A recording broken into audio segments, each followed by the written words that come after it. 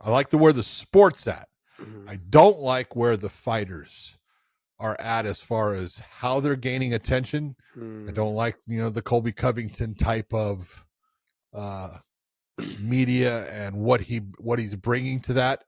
And I don't want to put that all on Colby. That's not, all on Colby. It's that style. I can't stand it.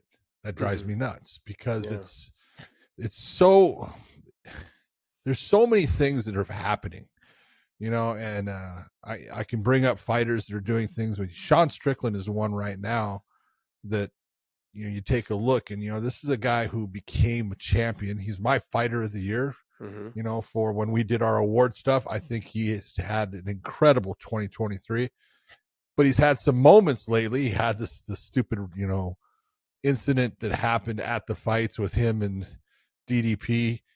And, that shouldn't have happened, but I kind of understand why it did. And he's had a couple of instances on shows. He had the Theo Vaughn thing. He broke down.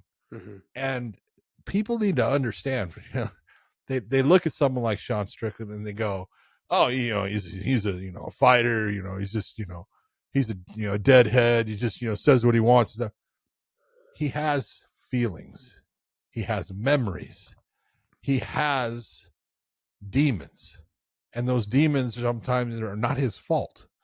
And this happens with a lot of fighters and stuff. And, you take a look and people too many times dehumanize fighters based upon the fact that they go in there and they punch another person and they have no feelings. They have no emotions. It's bullshit. Yeah. Fighters are people. They have problems like everyone else. They have mental breakdowns at times. They have physical breakdowns. They have so many things that are, normal, every day, happens to everyone, but everyone looks at them like, oh, they have to handle it different. They can't handle it different. They're human. And I look at those things, and some of them, when I'm looking to see what DDP does as far as the talk, and if he starts to bring that crap up, then I'm going to put him in the Colby Covington section of you're crossing the line, because everyone has problems.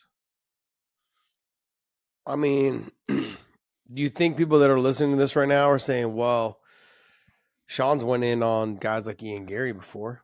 You're right. He did with the whole thing with the wife, but he tried to make it funny.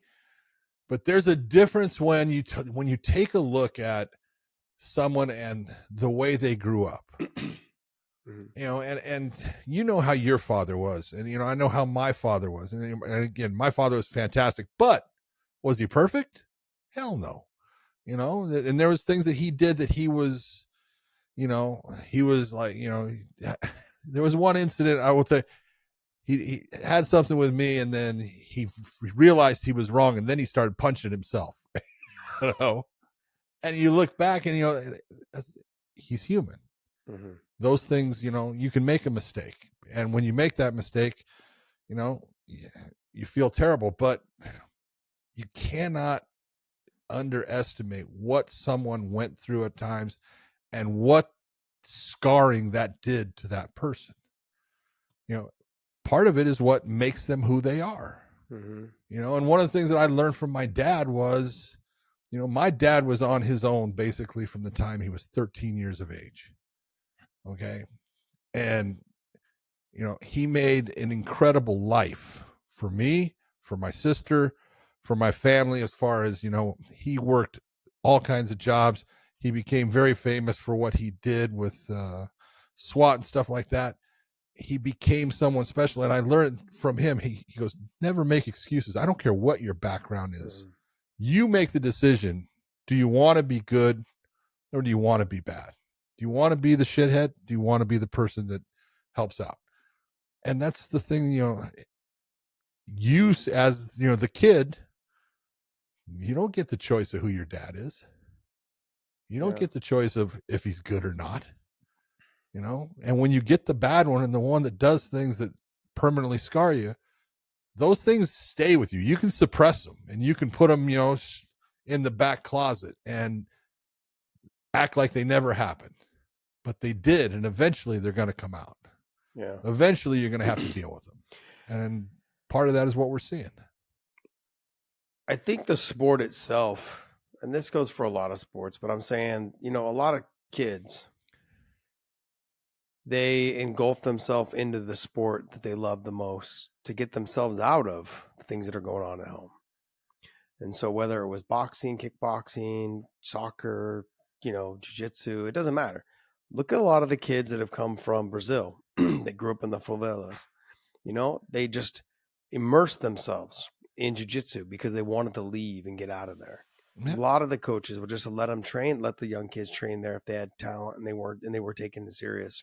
They would let them train there to get them off the streets. You see it all the time. And fighters are something that is, fighters are people. We know that, but there's a lot that comes along with them. A lot of baggage, almost all of them, and I can speak for myself. There's a lot of baggage that comes with me, and it translates into how hard I trained, how focused I was during certain times, understanding what my goals were, was because I didn't want to go back to this house or go back to this home or and that goes for a lot of these fighters, and they understand why would I want to go back here when I know that I'm having more fun here? Like all my problems, all the things that are in my mind, they're all, I don't even think about them when I'm in this location. If I'm on a basketball court, if I'm on a tennis court, or if I'm on a jiu-jitsu mat or a wrestling mat, they're not even in my mind. All that's in my mind is winning. And it's crazy how sports can do that. Now fighters, they have a little bit more baggage, I think, than most football players, most basketball players, or tennis players, golf players, whatever it is. They tend to carry a little bit more baggage. Majority of them we're just cut from a different cloth. And I would say majority of them didn't grow up in nice areas, two-parent homes, those type of things. Yeah. And it translates into how hard they fight, how hard they train, and they give their all in that. And they display their emotions on there. I mean, we've seen fighters break down after fights, winning and losing, because it's so much went into it and where they've come from. I mean, I just about broke down when I heard Pantoja's interview afterward when he won that title and things he was saying. Mm-hmm. I mean, if you don't feel for that guy and understand what he's doing, everything that he did to get to that point is to prove to somebody, I have value.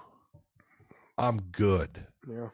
And it's, if there was one thing I wish that, fighters did more of, and you bring up like the NFL, the best part about the NFL is it's a business, and the players that make it understand it's a business, and they treat it like a business, and they do the work that is needed to stay and be part of that business. Where many times fighters, they're just so good, they don't put in that work. And it happens with NFL players too. They're so talented that they can make it for a while, but you can't stay if you don't have that work ethic. Mm-hmm. And you'll see that. And I always want fighters to look at that and mimic and understand, hey, don't take this for granted. Don't look at this like it's going to last forever. Use everything you can to make what you can and be what you can, but treat it like the business that it is, and treat it with respect, and don't slack off. 100% agree.